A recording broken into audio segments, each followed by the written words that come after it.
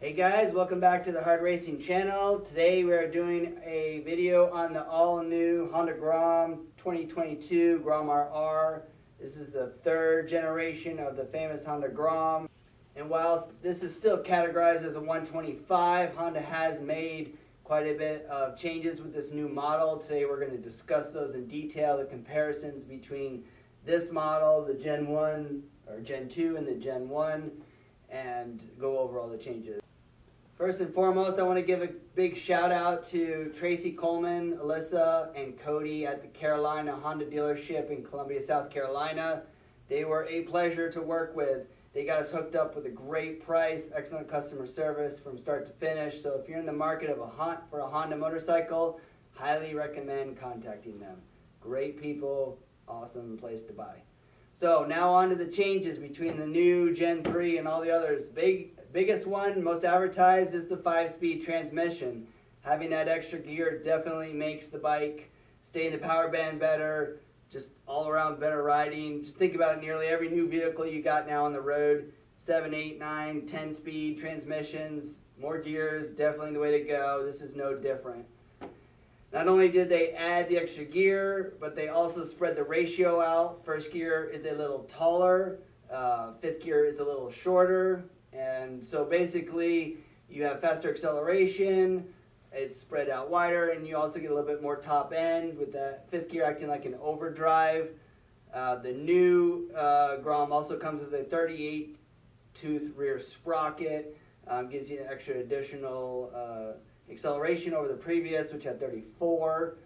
You get a larger fuel tank now, 1.6 gallons, versus the old one was like about 1.4. So everybody's going to enjoy the extra mileage per fill up, which is kind of a nice upgrade. Has a new clutch cover with a built-in oil filter, so no more having to remove the clutch cover, wipe down the spinner, deal with all that crap. Now it's a real easy, true cartridge filter for the oil. Comes with an all-new dash panel. We'll show you a close-up in a minute, which also has new graphics and a gear indicator, which is a really nice addition. The exhaust has a catalytic converter in it now for emissions. Of course, most people are going to pull that off. The motor has been modified a lot.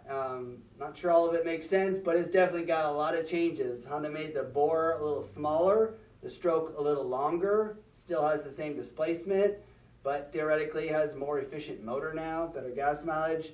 They bumped up the compression to 10.0 from the old one being 9.3. The new max claim horsepower remains the same at 9.7.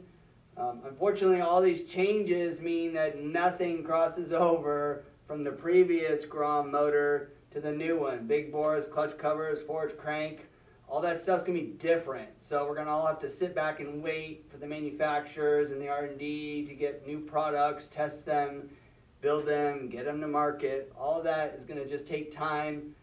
Add to that the pandemic, it's just going to add more delay. But as with this video, there are parts available for this bike now. We've got them listed on our website. We will constantly updating our website with new parts as they were released. And we will be making videos on all those parts to install them and do video reviews just like we did in the previous Grom videos.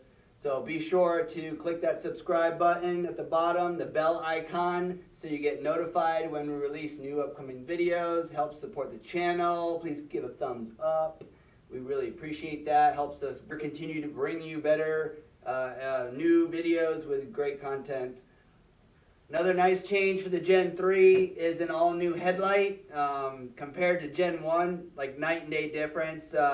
Gen 2, it's probably maybe another 20-30% brighter. It looks really cool, but it's definitely a lot better for night riding, or at least during the day people are going to see you better.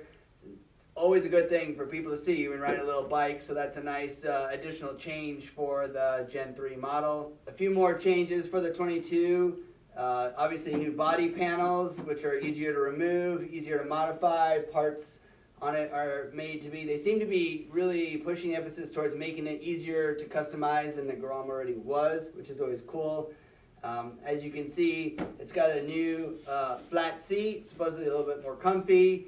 It's kind of funny, the OG Grom was flat, then the Gen 2 SF was curved, and then they went back to a flat seat again.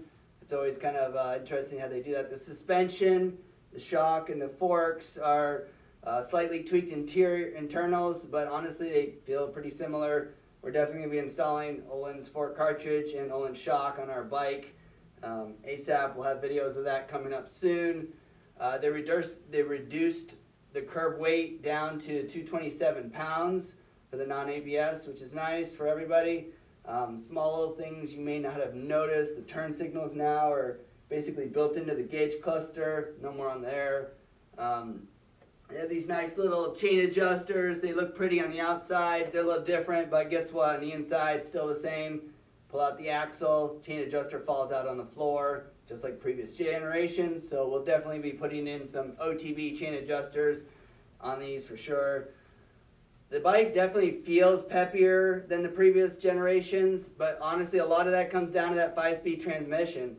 Let's be honest, that's what the Grom should have come with in the first place, is from the beginning.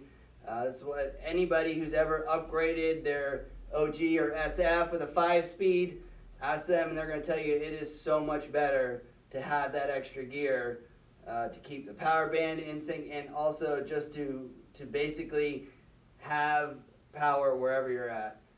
Honda offers the non-ABS in a black and a yellow for around $33.99. They offer the ABS in $35.99 in the blue, and they offer an SP version for $34.99, which comes with gold forks and gold wheels and a custom paint scheme, which looks really sweet.